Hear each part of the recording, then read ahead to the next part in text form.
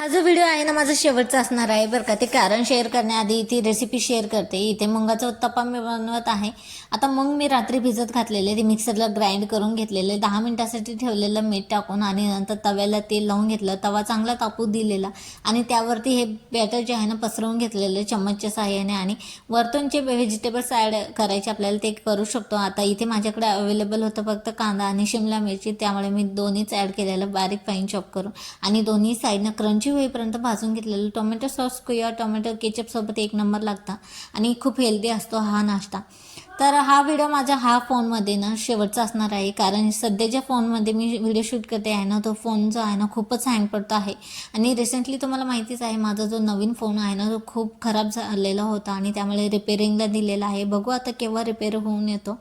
तोपर्यंत ना मी गॅप ठेवायचं ठरवलं आहे आणि तोपर्यंत तुमचं जे प्रेम आहे ना माझ्यासोबत असंच राहू द्या. सपोर्ट करा प्लीज, समजून घ्या मला.